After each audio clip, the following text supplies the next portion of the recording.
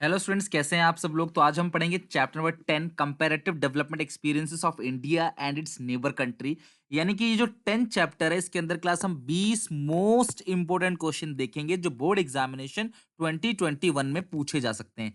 ये जो आखिरी चैप्टर है क्लास, ये काफी ज्यादा वेटेज का है as compare to other chapter. यानी कि क्लास 6 to 7 मार्क्स का क्वेश्चन इस चैप्टर से बन सकता है। तो इसके जितने भी इंपॉर्टेंट क्वेश्चन है, जो डेटा है वो बहुत इंपॉर्टेंट है, और मैंने 2021 को बोर्ड 2021 को देखते हुए ये सारे के सारे क्वेश्चंस यहाँ पे बनाए हैं। तो आप एक एक करके क्लास सारे क्वेश्चंस का आंसर दोगे और हम लोग देखेंगे लास्ट में आपके आउट ऑफ 20 कितने क्वेश्चंस सही हैं।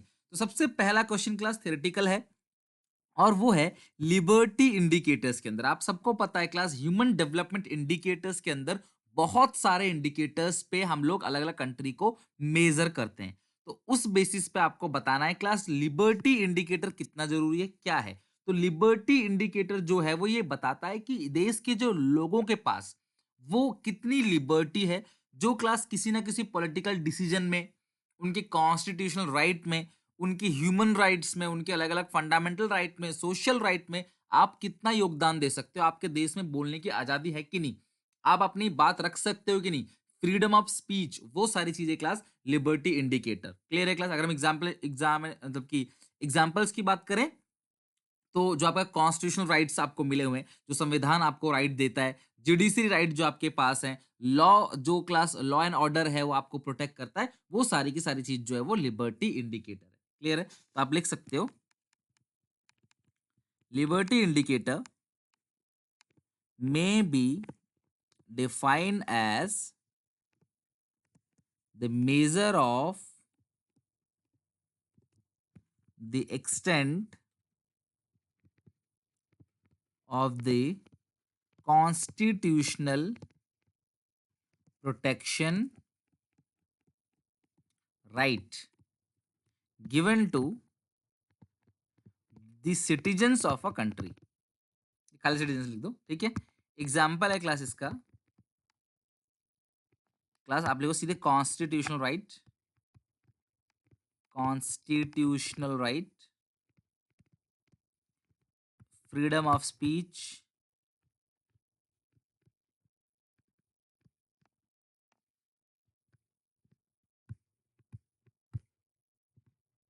Right to move, etcetera. ऐसे क्लास बहुत सारे और अदर राइट्स हैं, ठीक है। जुडिशियरी एंड लॉ, ये सारी चीजें जो लॉ आपको है, आप कुछ होती है मुसीबत आपको, आप कानून का सहारा ले सकते हो, ये सारी चीज लिबर्टी इंडिकेटर, और इसके बिना ह्यूमन डेवलपमेंट इंडिकेटर जो है वो अधूरा है। अब ये कोई एमसीक्यू नहीं है, यहाँ पे तो बस आपको बताना है कि कौन सी चीज किस देश ने अडॉप्ट की, ये बताना है बस आपको। तो ये नॉर्मल क्वेश्चन है क्लास, आपको बताना है कि किस देश ने कौन सी चीज अडॉप्ट की। वन चाइल्ड फॉर्म जो है वो चाइना ने अडॉप्ट की थी। लो फर्टिलिटी रेट, जो लो फर्टिलिटी रेट है वो भी क्लास चाइना का है। फर्टिलिटी रेट क्या होता है कि एक मदर जो है वो कितने बच्चों को जन्म दे सकती है, ठीक है। हाई डिग्री ऑफ अर्बनाइजेशन, तो अर्बनाइजेशन जो है वो पाकिस्तान में है। वैसे सबसे ज्यादा जो अर्बनाइजेशन है वो चाइना में है, लेकिन इंडिया में कम है, तो पाकिस्तान चाइना। मिक्स इकोनॉमी किसकी है क्लास, पाकिस्तान की और इंडिया की। हाई फर्टिलिटी रेट वो क्लास पाकिस्तान की है। लार्ज पॉपुलेशन के मामले में क्लास इंडिया है एंड चाइना है, ठीक है। High density population Claas India में है, बहुत भीड़ भाड़ वाला इलाका है। मैन्युफैक्चरिंग सेक्टर क्लास सबसे अच्छा किसका है क्लास, चाइना का, सबसे बेस्ट मैन्युफैक्चरिंग। और सर्विस सेक्टर में क्लास है इंडिया एंड पाकिस्तान। ओके, तो आपको पता होना चाहिए कौन सी चीज को किस कंट्री ने अडॉप्ट किया हुआ है, कौन सी चीज किस कंट्री में है, ये आपको पता होना चाहिए। और ये बहुत इंपॉर्टेंट था, ये सारी चीजें। इस पूरे के पूरे 20 क्वेश्चन के अंदर कंप्लीट चैप्टर रिवीजन होगा, बाहर जाने का ही नहीं है इससे। क्वेश्चन आएगा इसके अंदर से ही आएगा, और इसके अलावा क्वेश्चन आता है तो बहुत ही सिंपल क्वेश्चन होगा, वो बिल्कुल नॉर्मल क्वेश्चन। क्लियर है यहां तक। Okay, next, which sector of the economic contribute the highest to India GDP. तो इंडिया की जीडीपी में सबसे ज्यादा कंट्रीब्यूशन किसका है, सर्विस सेक्टर का, एग्रीकल्चर, इंडस्ट्री। तो सही आंसर क्लास सर्विस सेक्टर, जो इंडिया में जीडीपी को सर्विस सेक्टर जो है वो बहुत ज्यादा जो है वो कंट्रीब्यूट करता है, approximately 50%। Which one of the following is indicator of human development.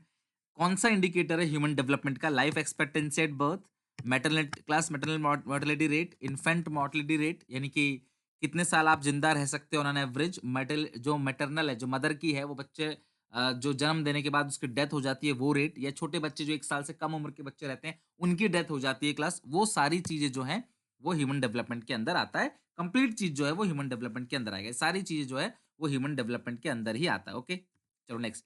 Dash programme was started in India with the aim of industrialisation. Very important question है क्लास। इंडस्ट्रियलाइजेशन जो है उसके लिए चाइना ने एक जो मतलब कि प्रोग्राम चलाया था, उसका नाम है class GLF, great leap forward campaign, okay? GLF campaign जो है वो चाइना ने चलाया।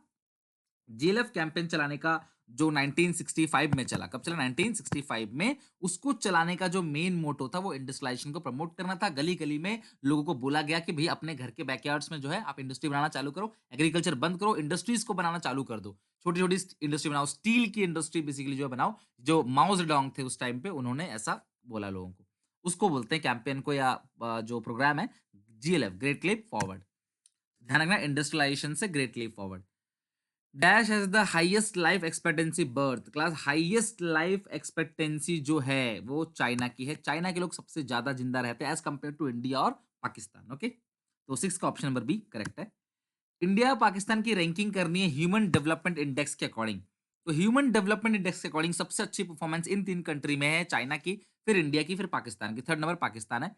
तो पहला चाइना सही है, दूसरा पाकिस्तान नहीं है, दूसरा इंडिया है। तो यानी कि डी ऑप्शन जो है करेक्ट है। 7th का अगर मैं बोलूँ कि ह्यूमन डेवलपमेंट मतलब कि इंडिकेटर में जो रैंकिंग है इन तीनों में, अगर हम टोटल रैंकिंग की बात करें कि भई किस कंट्री की कितनी रैंकिंग है, अगर टोटल रैंकिंग की बात करें कि भैया पूरे वर्ल्ड में जो ह्यूमन डेवलपमेंट इंडेक्स है 2016 का डेटा, उसके अकॉर्डिंग जो है सबसे आगे जो है, तो अगर हम बात करें इंडिया की तो वो सेकंड नंबर पे है। यानी कि इंडिया जो है वो 131 रैंक कैरी करता है। चाइना का जो रैंक है क्लास वो 91 रैंक है, और पाकिस्तान का जो रैंक है क्लास वो 148 है। तो रैंक नंबर 1 इन तीनों में से है चाइना, रैंक नंबर 2 है इंडिया, थर्ड पे है पाकिस्तान। यानी कि इसका डी करेक्ट है, okay? When were reforms introduce in China. China में रिफॉर्म्स कब इंट्रोड्यूस हुआ? तो चाइना में जब रिफॉर्म इंट्रोड्यूस हुआ वो 1978 में हो। ध्यान रखना, चाइना में इकोनॉमिक रिफॉर्म्स कब हुआ? 1978। बच्चों ये डेटा जो है अगर आपको नहीं याद है तो आई रिक्वेस्ट कि आप याद कर लो इस चैप्टर से ही डेटा। ये जो चैप्टर है क्लास, और जो 7 चैप्टर 8 चैप्टर है, इनसे बहुत ज्यादा चांस होता है डेटा का आने का। तो I request class you all कि आप डेटा प्लीज याद रखना। बोर्ड की एग्जामिनेशन से पहले तो मैं करा के भेजूंगा तैयारी आपकी, बट अगर आप अभी से अपने पास लिस्ट बना के रख लो तो ज्यादा बेहतर होगा। In which year a program name the GLF campaign initiated by Mao Zedong community. तो क्लास माओ जेडोंग ने चाइनीज इकोनॉमी को मॉडर्नाइज करने के लिए, इंडस्ट्रियलाइजेशन को प्रमोट करने के लिए जीएलएफ कब लाए क्लास? तो आपको बताया था मैंने आपको, ग्रेट लीप फॉरवर्ड 1958 में आया, okay? Which of the following two countries has adopted mix. तो आपको पता है इंडिया पाकिस्तान ने क्या करी है? मिक्स इकोनॉमी को फॉलो किया है, यानी कि इसका बी ऑप्शन करेक्ट है। अगर आपको लगता है कि आप आंसर देने में टाइम लेते हो, नो वरी क्लास, हर कोई सेम टाइम पे आंसर नहीं देता। वीडियो पॉज करो, आंसर दो, फिर चेक करो कि आंसर आपका मेरे से मैच करता है कि नहीं। Between India and China which country has higher value of human development index? तो भाई सीधी सी बात है, चाइना रैंक 1 पे है, उसकी सबसे हाईएस्ट है। अब मैं रैंकिंग की बात करूं, चाइना जो है नंबर 1 पे 0.738, और जो पाकिस्तान है वो सबसे खराब प्रदर्शन है 0.550, और जो इंडिया है वो है 0.624। मैं बता दूं क्लास, ह्यूमन डेवलपमेंट इंडेक्स जो मिलता है वो 0 to 1 के बीच मिलता है। 0 सबसे खराब, 1 सबसे अच्छा। तो क्लास यहाँ पे चाइना जो है सबसे अच्छी परफॉर्मेंस रखता है। क्लास ये 0 नहीं है, ये 6.24 है, ठीक है? मतलब 0.624, 0.624 मतलब 0.6 है, ये 0.5 है, ये 0.7 है। चाइना सबसे अच्छी परफॉर्मेंस को दिखाता है यहाँ पे, okay? Give the meaning of infant mortality rate. तो इन्फेंट मोर्टेलिटी रेट का मतलब क्या है? It refers to the number of infant. Infant मतलब 0 to 1 ईयर, ठीक है? इसको बोलते हैं इन्फेंट डाइंग विद पर 1000 लिव बर्थ। 1000 बच्चे पैदा हुए तो उसमें से कितने बच्चों की डेथ हो गई 1 साल के अंदर अंदर, उसको बोलते हैं इन्फेंट, छोटे बच्चे 1 साल तक के। मॉर्टेलिटी रेट, मृत्यु दर, okay? Public republic China, sorry, people republic China was form in. Plus China कब आया? 1947 में, तो जो है वो इंडिया पाक आजाद हो गए, मतलब अलग अलग हो गए। 1949 में जो है वो क्लास चाइना जो है वो फॉर्म हुआ। तो रिपब्लिक ऑफ चाइना यानी कि पीपल्स रिपब्लिक ऑफ चाइना 1949 में हुआ। चलो फटाफट जरा मैच करके बता दो। Match the following with the year 5 year plan introduce. तो बताओ क्लास, इंडिया में तो आपको पता है क्लास 1956 में 5 ईयर प्लान आया, या 1953 में, 1950 क्लास, ये 1951 है। इसको ठीक कर लो, ये कुछ मिस्टेक है, 1951 होगा। ओके, तो इंडिया में आया 1951।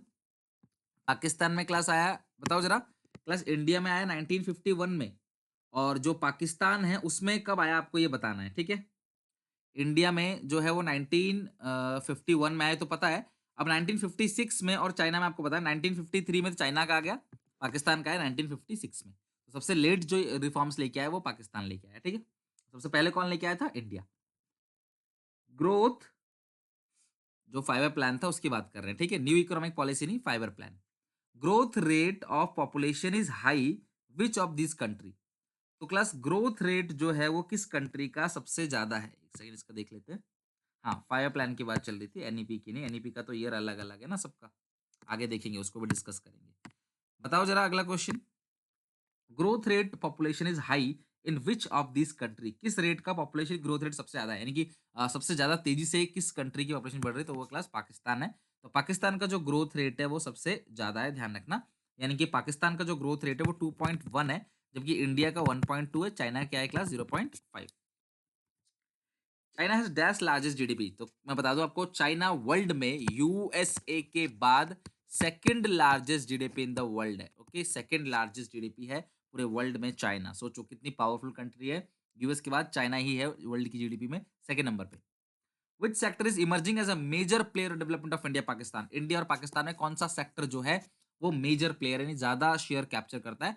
तो जो सर्विस सेक्टर है वो इंडिया और पाकिस्तान का अच्छा है। मैन्युफैक्चरिंग सेक्टर जो है वो चाइना का अच्छा है, ठीक है। तो सर्विस सेक्टर जो है इंडिया पाकिस्तान का वो इमर्जिंग है, यानी क्लास वो कहीं ना कहीं डेवलप कर रहा है, तेजी से बढ़ रहा है, और जीडीपी में शेयर भी इसका ज्यादा है।